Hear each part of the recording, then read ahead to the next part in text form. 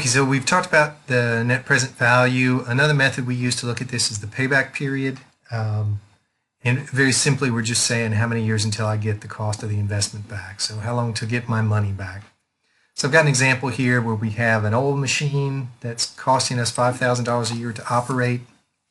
I'm sorry, it's costing us $10,000 a year to operate, but we can replace it with a new one that only costs $5,000 per year to operate. However, the new machine costs $15,000. So what we see here is if we spend $15,000 and buy the new machine, we make $5,000 per year, right? Because the new one is $5,000 per year cheaper to operate. And if we say $5,000 per year, well then obviously in 3 years we've gotten our investment back of $15,000. So we would say that the new machine has a payback of 3 years, a payback period of 3 years. All right. Now, that's a very simple example. We usually see numbers more like this, where we have to spend this much money now, and then we're going to make this much in the future. And the question is, what's the payback of this project?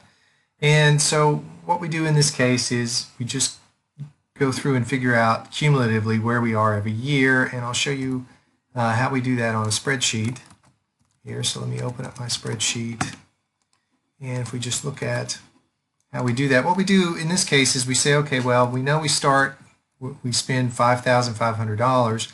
After 1 year, I'm going to add $1,300 to that, and so I only need to make up now $4,200.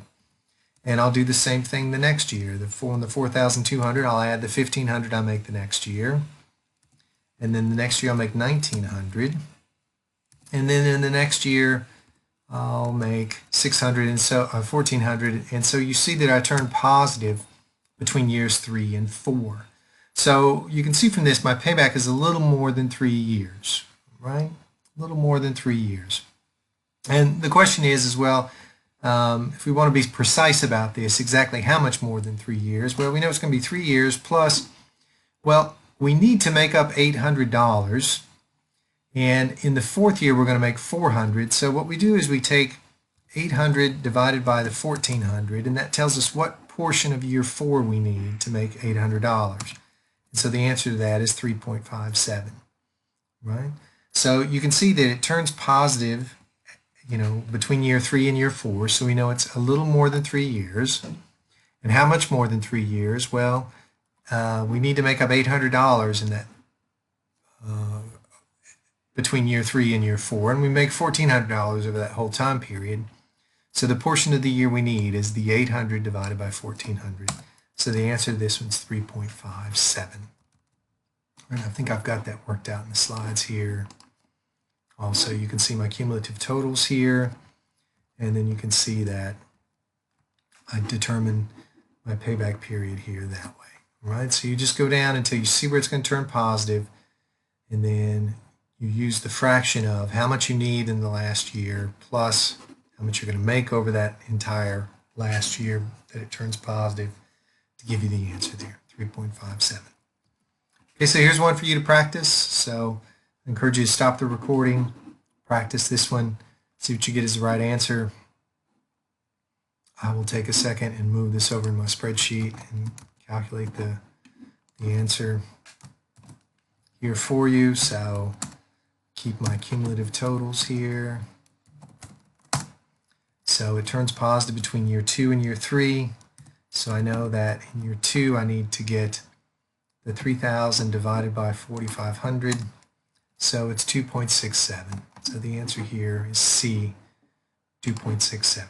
Right? That's the payback. Now, we don't like the payback. By we, I mean finance academics. We don't care so much for the payback. It has problems, this payback method. The first thing is it ignores cash flows that occur after the payback period. So and I've seen this actually true at companies. They'll say, look, we don't want any projects with long paybacks.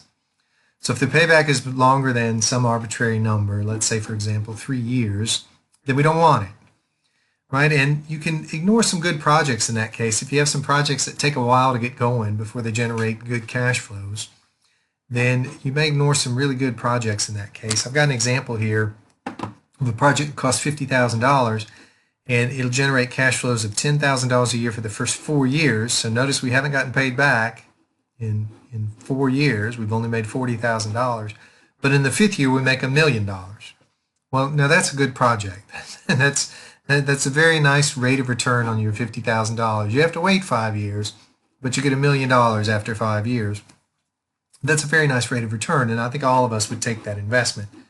Right? Invest $50,000 today to make $1 million 5 years from now. That's a worthwhile investment.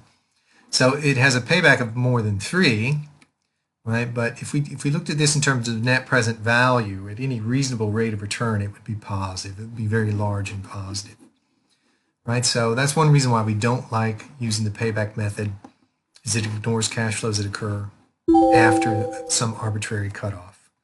Okay? And then it also ignores the time valued money. It treats cash flows received, years in the future the same as the cash flows received early on, and that can cause problems with the payback method also. So we don't. That's 2 reasons why we don't like it. It ignores cash flows after the cutoff, and it ignores the time value of money. Okay, and both of these can lead firms to accept short-term projects and ignore longer projects that have even more value.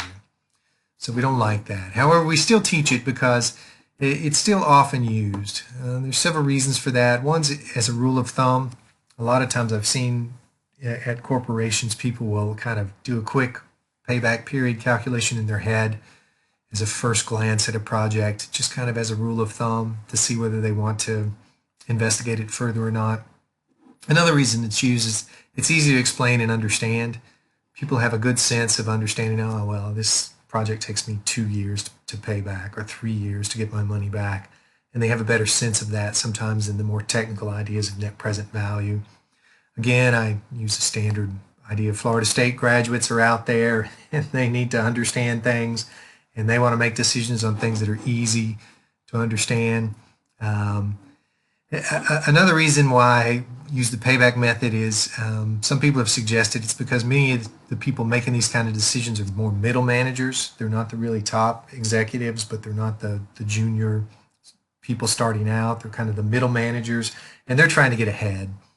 And so if something's going to take too long to make them look good, then they don't want to do it. They want projects that will make them look good quickly.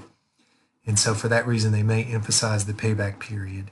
But this can cause problems because it can lead you to ignore long-term projects that are of value. And the shareholders, the owners of the company would probably rather you, not probably, they would rather you look at the net present value of projects and don't get too caught up in the payback method. Right? But because it's still used out there, people will still talk about it. We still teach it in this class. Okay, so I'll stop there. We'll talk about the discounted payback in the next recording.